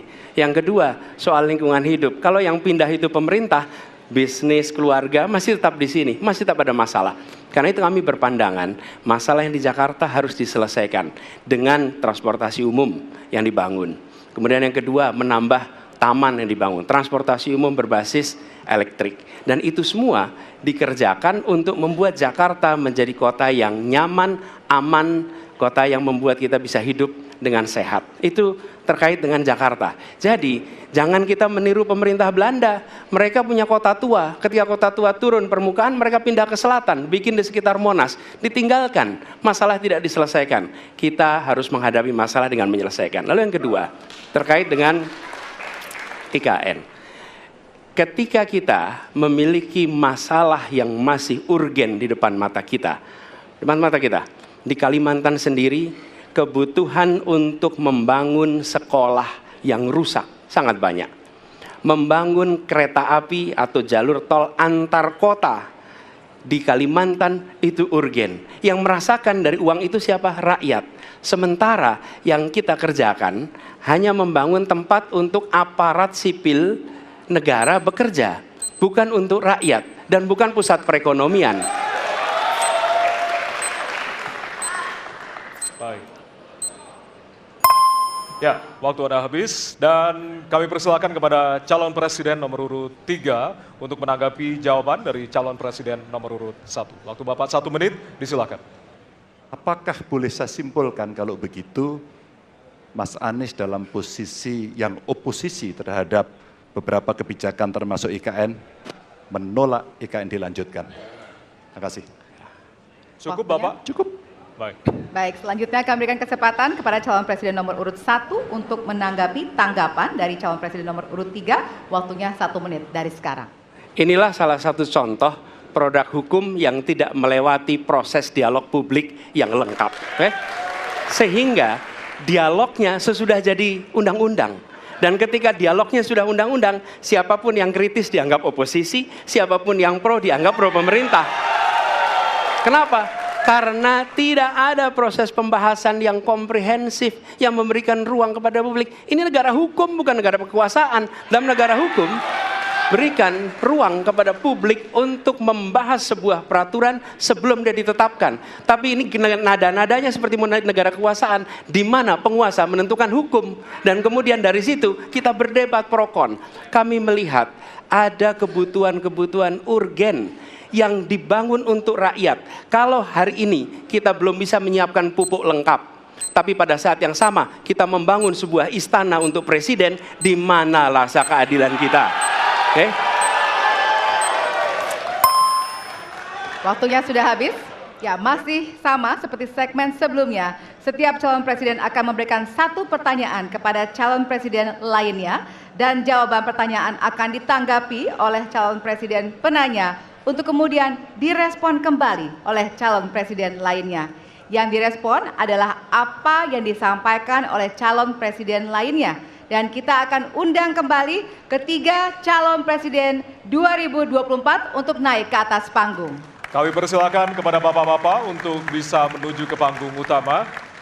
Dan kembali kami ingatkan kepada bapak-bapak calon presiden bahwasanya tema di malam hari ini terdiri dari beberapa subtema, yaitu pemerintahan, hukum, hak asasi manusia, pemberantasan korupsi, penguatan demokrasi, peningkatan pelayanan publik, penanganan disinformasi, dan kerukunan warga. Untuk itu, kesempatan pertama akan diberikan kepada calon presiden nomor urut 2 untuk bertanya kepada calon presiden nomor urut 1. Waktu Bapak 1 menit dimulai dari sekarang. Mas Anies pernah jadi gubernur 5 tahun di DKI. Anggaran DKI setahun sekitar 80 T. Jumlah penduduk Indonesia DKI 10 juta kira kurang lebih. APBD Jawa Barat 35 T, jumlah penduduknya 50 juta, 5 kali DKI. Tetapi selama Mas Anies mimpin, sering sekali DKI menerima indeks polusi tertinggi di dunia. Bagaimana dengan anggaran 80 T, Pak Anies sebagai gubernur tidak dapat berbuat sesuatu yang berarti untuk mengurangi polusi? Terima kasih. Waktunya masih ada, Bapak? Sudah cukup? Baik, kita akan lanjutkan pada calon presiden nomor urut 1. Kami beri kesempatan untuk menjawab pertanyaan selama 2 menit, dimulai dari sekarang. Pak Prabowo, terima kasih atas pertanyaan yang bagus, tetapi kurang akurat. Saya akan jelaskan, Pak. Ketika satu daerah mengatakan di tempat kami tidak ada COVID, di tempat kami COVID banyak, lalu yang tidak ada COVID kami tanya, kenapa tidak ada COVID? Nah, kami nggak punya alat testing, Pak. Karena tidak punya alat testing, maka tidak ada COVID. Yang punya alat testing, maka ada COVID. Okay? Saya tidak tanya COVID, Saya tanya polusi. Boleh saya selesaikan dulu? Ya. Jadi, apa yang terjadi? Di Jakarta kami memasang alat pemantau polusi udara. Bila masalah polusi udara itu bersumber dari dalam kota Jakarta, maka hari ini, besok, minggu depan konsisten selalu akan kotor. Tapi apa yang terjadi? Ada hari di mana kita bersih, ada hari di mana kita kotor. Ada masa minggu pagi, Jagakarsa sangat kotor. Apa yang terjadi? Polusi udara tak punya KTP.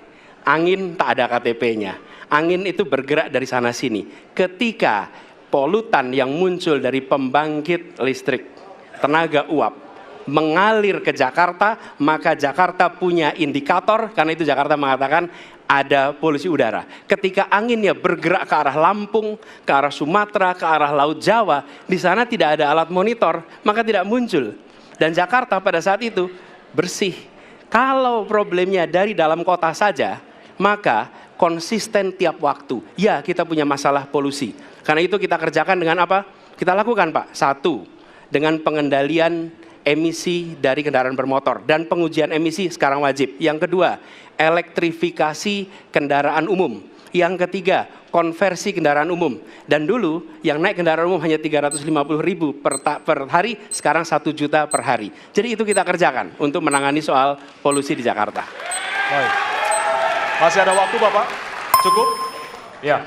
Kami persilakan kepada calon presiden nomor urut 2 untuk kemudian menanggapi jawaban dari calon presiden nomor urut 1. Waktu Bapak 1 menit dimulai dari sekarang. Ya susah kalau kita menyalahkan angin dari mana saja ya. Jadi saya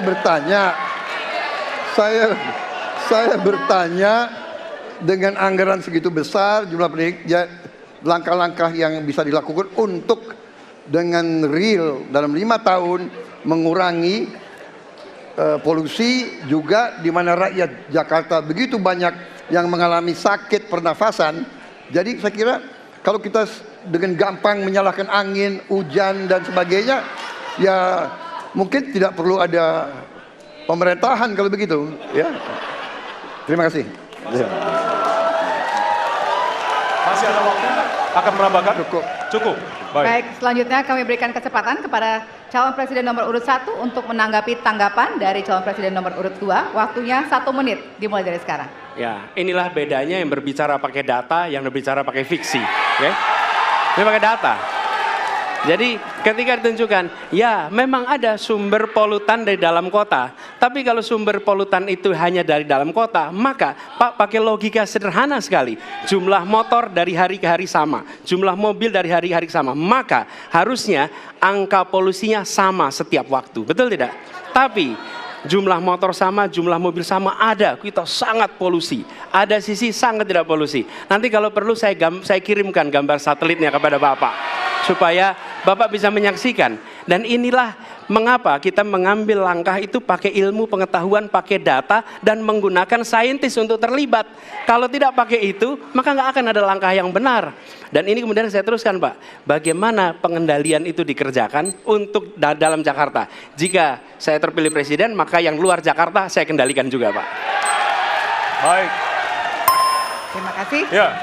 Dan selanjutnya kami akan beri kesempatan bertanya yang tentunya akan diberikan kepada calon presiden nomor urut 3 untuk bertanya ke calon presiden nomor urut 2. Waktu Bapak 1 menit dimulai dari sekarang. Izinkan saya harus membaca data untuk mengingatkan. Pak Prabowo, karena nomor 2 saya pertanyaannya 2. Ada 12 kasus pelanggaran HAM berat yang sudah dikeluarkan mulai dari peristiwa 65, penembakan misterius, Talang Sari, penghilangan paksa sampai Wamena. Dan saya ingatkan tahun 2009, DPR sudah mengeluarkan 4 rekomendasi pada saat itu kepada Presiden. 1, membentuk pengadilan HAM ad hoc. Yang kedua, menemukan 13 korban penghilangan paksa. Yang keempat, memberikan kompensasi dan pemulihan. Dan yang keempat, meratifikasi konvensi anti penghilangan paksa sebagai upaya pencegahan. Pertanyaan saja 2. Kalau Bapak ada di situ, apakah akan membuat pengadilan HAM dan membereskan rekomendasi DPR? Pertanyaan kedua, di luar sana menunggu banyak ibu-ibu, apakah Bapak bisa membantu menemukan di mana kuburnya yang hilang agar mereka bisa berziarah? Saya persilakan.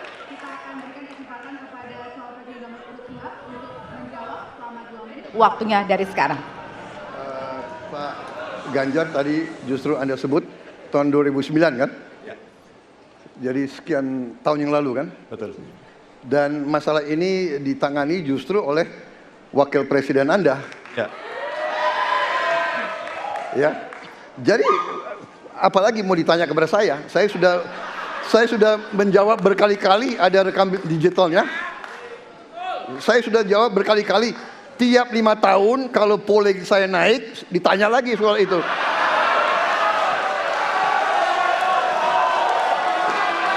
Bapak tahu data nggak?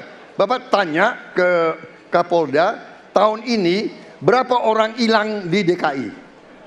Tahun ini, ya, ada mayat yang diketemukan baru beberapa hari yang lalu dan sebagainya. Come on, Mas Ganjar. Ya, jadi saya tadi katakan, saya merasa bahwa saya yang sangat keras membela hak asasi manusia. Nyatanya orang-orang yang dulu ditahan, tapol-tapol, yang katanya saya culik, sekarang ada di pihak saya membela saya, saudara-saudara sekalian.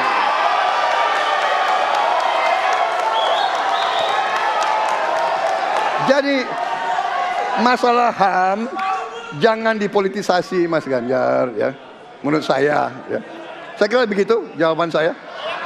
Masih ada waktu, Bapak. Kedua, Pak. Akan menambahkan? Cukup. Cukup, baik. Dan selanjutnya kami persilakan kepada calon presiden nomor urut 3 untuk menanggapi jawaban dari calon presiden nomor urut 2. Waktu Bapak 1 menit, dimulai dari sekarang. Prabowo ini punya ketegasan yang luar biasa. Luar biasa. Tapi sayang pada 2 jawaban ini sama sekali tidak punya ketegasan itu. Kenapa saya sampaikan? Pertanyaan saya sebenarnya 1. Apakah kalau Bapak jadi presiden akan membuat pengadilan HAM? Pertanyaan nomor kedua, apakah Bapak bisa menemukan, menunjukkan, membantu pada keluarga agar kemudian mereka bisa berziarah? 2 ini sama-sama tidak dijawab. Maka kalau kemudian saya boleh meminta, kalau saya jadi presiden, Pak, saya akan bereskan ini, Pak. Agar kemudian dalam kontestasi pilpres berikutnya, ini tidak akan muncul lagi karena presidennya tegas menuntaskan pekerjaan itu pada eranya. Terima kasih. Waktunya masih ada, Bapak. Cukup. Cukup. Baik, kita berikan kesempatan kepada calon presiden nomor urut 2 untuk menanggapi tanggapan dari calon presiden nomor urut 3. Waktunya 1 menit dari sekarang. Loh kok dibilang saya tidak tegas? Saya tegas akan menegakkan hak asasi manusia. Masalah yang Bapak tanyakan agak tendensius. Kenapa yang 13 orang hilang pada saat itu ditanya kepada saya? Itu tendensius Pak Ganjar, ya. Itu tendensius. Dan wakil Bapak yang mengurus ini selama ini. Jadi kalau memang keputusannya mengadakan pengadilan HAM, ya kita adakan pengadilan HAM. Nggak ada masalah. Ya. Baik. Sudah Pak? Masih ada waktunya waktu? Pak? Sudah cukup Ya. Pak Prabowo? Namanya usaha. Terima kasih. Sudah cukup? Baik. Oke. Ya, dan Harap selanjutnya tenang. kita akan menuju ke pertanyaan dan kali ini kesempatan bertanya akan diberikan kepada calon presiden nomor urut 1 untuk kemudian bertanya kepada calon presiden nomor urut 3. Waktu Bapak 1 menit dimulai dari sekarang. Ada 2 peristiwa yang menarik perhatian dan perlu kita bahas di sini. Oke. Peristiwa Kanjuruhan dan peristiwa kilometer 50. Di situ proses hukum sudah dijalankan, tetapi rasa keadilan masih belum muncul. Pada saat ini kita menyaksikan masih banyak pertanyaan, bahkan keluarga-keluarga korban masih mempertanyakan. Karena itu, saya ingin bertanya kepada Pak Ganjar. Saya posisinya adalah ini harus dituntaskan. Ini harus bisa menghadirkan rasa keadilan. Bukan saja soal legalnya yang sudah diselesaikan. Saya ingin tanya posisi Pak Ganjar di dalam 2 peristiwa ini. Terima kasih. Waktunya masih ada Bapak? Sudah cukup? Oh, udah cukup. Baik. Baik. Terima kasih kepada calon presiden nomor urut 3. Kami berikan kesempatan untuk menjawab selama 2 menit. Waktunya dimulai dari sekarang. Terima kasih Mas Anies. Saya kira 2 isu itu menjadi public talks. Kanjuruhan. Kita bisa bertemu dengan para pencari fakta. Kita bisa melindungi korban. Kita bisa membereskan urusan mereka dari sisi keadilan korban. Termasuk di kilometer 50. Ketika kita bisa bereskan semuanya, maka kita akan naik dalam satu tahap. Apakah kemudian proses legal dan kemudian mencari keputusan yang adil bisa dilakukan? Jawaban saya, bisa. Jadi dalam pemerintahan ini mesti berani untuk tidak lagi menyandra persoalan-persoalan masa lalu sehingga berlarut-larut. Sehingga apa yang terjadi ketika muncul terus-menerus akan menjadi sensi. Sensi terus, karena tidak pernah ada keputusan. Maka cara-cara ini mesti dihentikan dan kita mesti berani tegas. Kadang-kadang kita juga mesti harus berpikir dalam situasi yang lebih besar. Mari kita ciptakan kembali Undang-Undang KKR. Mari kita hadirkan kembali Undang-Undang KKR agar seluruh persoalan-persoalan pelanggaran HAM itu bisa kita bereskan dengan cara itu. Sehingga bangsa ini akan maju dan tidak lagi kemudian berpikir mundur karena persoalan-persoalan seperti itu yang tidak pernah dituntaskan. Kita harus tuntaskan itu. Baik. Masih tersisa waktunya Bapak? Cukup. Cukup? Baik. Ya, dan kami silakan kepada calon presiden nomor urut 1 untuk menanggapi jawaban dari calon presiden nomor urut 3. Ya. Waktu Anda 1 menit, Bapak. Ya, jawabannya kurang komprehensif karena masalahnya lebih kompleks dari itu, Pak Ganjar. Tapi izinkan saya sampaikan, untuk seperti ini minimal saya melihat harus mengerjakan minimum 4 hal.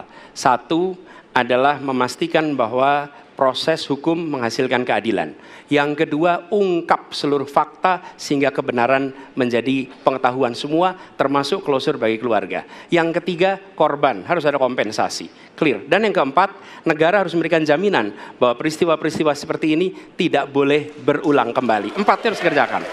Nah, saya kemudian melihat untuk itu bisa dikerjakan, maka kita tidak bisa abu-abu seperti yang tadi disampaikan. Saya melihat kalau begitu 4 ini harus dilakukan, berarti yang pertama mungkin kita harus melakukan investigasi ulang, melakukan review. Kita harus menyelamatkan institusi, memastikan bahwa institusi itu selamat. Saya ingin tahu apakah Pak Ganjar sependapat dengan pandangan saya. Terima kasih Pak Ganjar. Baik. Waktunya habis, selanjutnya kami berikan kesempatan kepada calon presiden nomor urut 3 untuk menanggapi tanggapan dari calon presiden nomor urut 1. Waktunya 1 menit dari sekarang. Soal komprehensi atau tidak komprehensif terkait dengan itu selera dan subjektif. Dari 4 hal tadi itu, saya kira hampir semua pelindungan korban dilakukan. Saya sampaikan pencari fakta sudah pernah ada. Kalau kemudian tidak terjadi, tidak boleh terjadi lagi, saya kira itu value yang mesti dicontohkan. Kita kerjakan semuanya. Saya orang yang tidak pernah abu-abu, hitam putih, sat-set. Kami tidak pernah ragu-ragu, kami tidak pernah abu-abu, maka kami pun tadi mengklarifikasi pertanyaan kepada pasangan calon nomor 2, karena kami bukan orang yang menunda pekerjaan, menggantung pekerjaan untuk kemudian menjadi komoditas. Saya selesaikan itu. Masih ada waktunya Bapak? Akan Cukup. ditambahkan? Baik. Ya, dan kita berikan apresiasi kepada 3 calon presiden yang tadi sudah berdebat dan saling bertanya di kesempatan malam hari ini, Pak. Ya, pada segmen terakhir ini kita akan menyimak pernyataan pamungkas dari masing-masing calon presiden. Kami mohon para calon presiden untuk maju ke panggung menyampaikan pesan penutupnya. Baik, kami persilakan kepada Bapak-Bapak calon presiden untuk kemudian merapat menuju ke panggung utama. Ya, dan untuk itu kami awali dari calon presiden nomor urut 1 kepada Bapak Anies Baswedan. Waktu Anda 2 menit, dimulai dari sekarang. Di sini. Silakan Bapak. Saya rasa kita sama, rakyat Indonesia, saya, kita semua. Bahwa kita menginginkan sebuah negeri di mana praktek korupsi diberantas hingga tuntas. Pemerintah memberikan pelayanan yang terbaik. Dan kemudian kita menjunjung tinggi etika. Kita sama di situ. Karenanya saya ingin sampaikan kepada semua bahwa saat ini kita di persimpangan jalan. Antara tetap menjadi negara hukum di mana kekuasaan dikendalikan oleh hukum, atau kita menjadi negara kekuasaan di mana hukum diatur dan dikendalikan oleh penguasa. Oke? Dalam situasi itu, saya ingin sampaikan, ini adalah sebuah gerakan perubahan. Kita sama-sama. Kita ingin mengembalikan tetap menjadi negara hukum, di mana kekuasaan dikendalikan. Dan saya ingin sampaikan bahwa etika dijunjung tinggi. Ketika terjadi pelanggaran etika, jangan bersembunyi di balik keputusan hukum. Justru kita harus mengatakan bahwa tugas dari pimpinan tertinggi memberi contoh. Bila ada pelanggaran etika, maka itu adalah mendasar. Bila tidak, maka ke bawah, ke seluruh rakyat, semua akan kompromi. Dan praktek orang dalam yang tadi saya sampaikan akan merusak sendi-sendi kehidupan bernegara kita. Rusak kita. Karena itulah penting sekali kita menjunjung tinggi etika. Dan itu dilakukan oleh siapa? Dari mulai calon presiden sudah diuji. Apa dia kompromi atau tidak pada etika. Okay? Lalu bagi anak-anak muda. Anak-anak muda, kita semua menyadari pemilu ini tentang masa depan. Anda pemilik masa depan. Saya yakin Anda akan memilih yang serius untuk jadi presiden. Bukan yang main-main untuk jadi presiden. Dan ketika kita berbicara tentang masa depan, maka saya ingin sampaikan kepada semua, kebebasan berpendapat akan dijamin. Kita tidak mengizinkan lagi situasi di mana orang takut. Maka itu saya sampaikan, Wakanda no more, Indonesia forever. Baik, waktu Anda habis, Bapak. Baik, selanjutnya kami persilakan calon presiden nomor urut 2, Bapak Prabowo Subianto untuk menyampaikan pernyataan penutup. Waktu Anda 2 menit dimulai dari sekarang. Terima kasih, saudara-saudara sekalian. Kita harus selalu ingat bahwa kemerdekaan ini didapatkan melalui proses yang sangat panjang, perjuangan yang sangat panjang, berganti-ganti negara-negara lain datang menindas kita, merampas kita, dan ini adalah hukum sejarah manusia. Yang kuat akan menindas yang lemah. Kita bersyukur kita sudah bangun suatu negara yang memiliki demokrasi dengan segala kekurangannya. Kita bersyukur semua pemimpin telah membantu menambahkan kemajuan kita. Kita ingin lebih maju, kita ingin lebih baik, kita ingin lebih adil, kita ingin hilangkan kemiskinan, dan kita ingin hilangkan korupsi. Kita negara yang sangat kaya, kekayaan kita luar biasa. Kami, Prabowo Gibran, Koalisi Indonesia Maju, siap melanjutkan fondasi yang sudah dibangun oleh pendahulu-pendahulu kita. Kita yakin Indonesia akan melompat menjadi negara hebat, negara maju, negara makmur, negara adil. Hanya dengan demikian, tetapi syaratnya kita harus rukun, kita harus bersatu, kita tidak boleh menghasut, memecah belah. Kita tidak boleh untuk kepentingan sesaat, untuk kepentingan jangka pendek, untuk kepentingan diri kita, kelompok kita, kita tidak boleh mengorbankan persatuan, kesatuan, kerukunan bangsa Indonesia. Hanya dengan kerukunan, hanya dengan kearifan, hanya dengan kebersihan jiwa, tidak dengan permainan kata-kata retorika, tapi sungguh cinta tanah air, Indonesia akan maju. Habis, negara Bapak. hebat. Terima kasih. Terima kasih. Baik. Ya. Dan yang terakhir kita akan menuju ke calon presiden nomor urut 3, Bapak Ganjar Pranowo. Waktu Anda 2 menit dimulai dari sekarang. Terima kasih. Ini panggilan sejarah buat Ganjar Mahfud. Ganjar seorang anak polisi berpangkat tidak tinggi, bertugas di kecamatan. Pak Mahfud, bapaknya pegawai kecamatan. Kalau kita berada pada momentum yang sama, kami dan Pak Mahfud ini adalah orang kecil yang kalau bapaknya rapat kira-kira anggota Forkompimcam. Kami hanya di level kecamatan.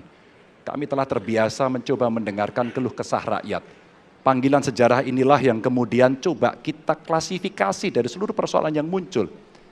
Bagaimana kita memberikan afirmasi kepada kelompok rentan. Ada kelompok perempuan, penyandang disabilitas, anak-anak, termasuk manula. Mereka butuh perhatian yang lebih. Maka inilah cara kita membangun melibatkan mereka tanpa meninggalkan mereka. No one left behind. Yang kedua, bagaimana pemerintah betul-betul bisa melayani dengan memberikan teladan dari pemimpin tertinggi. Yang anti korupsi, yang menunjukkan integritas, yang menunjukkan layanan pemerintahan yang mudah, murah, cepat, sat-sep. Kalau itu bisa kita lakukan, maka betapa bahagianya rakyat ini. Pemerintah ini ada. Yang ketika dikritik tidak baperan, yang ketika media menulis, mereka merasa ini vitamin buat dirinya. Bukan sedang merongrong, apalagi kemudian merasa terancam. Maka kalaulah kemudian demokratisasi ini bisa kita laksanakan dengan baik, sesuai dengan amanah reformasi, nggak ada lagi cerita Bu Sinta, nggak ada cerita Mas Butet, nggak ada cerita Melki, tidak ada itu. Karena dewasa kita dalam berdemokrasi, maka dalam penghormatan terhadap HAM, mari kita konsisten antara pikiran, perkataan, dan perbuatan. Dan saya berdiri bersama korban untuk keadilan. Terima kasih. Mohon maaf kalau ada kata-kata saya yang kurang. Baik, waktunya Bapak. habis. Ya. Pas sekali. Baik, hadirin, kita berikan tepukan yang paling meriah untuk para calon pemimpin Indonesia.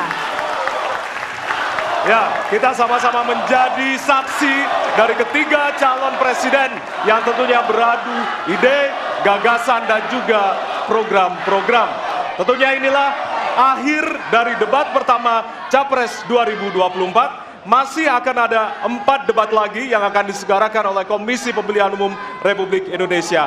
Dan semoga debat pertama ini mampu menjadi referensi Anda untuk memantapkan pilihan Anda pada 14 Februari 2024. Ya, tentunya kami mengimbau jangan sia-siakan hak pilih Anda pada 14 Februari 2024. Ya. Suara Anda sangat berharga untuk menentukan masa depan Indonesia.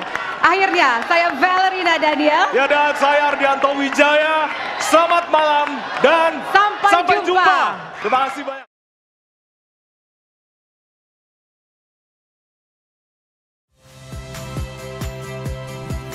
Saya Yasir Neneama. Saksikan program-program Kompas TV melalui siaran digital, pay TV, dan media streaming lainnya. Kompas TV, independen, terpercaya.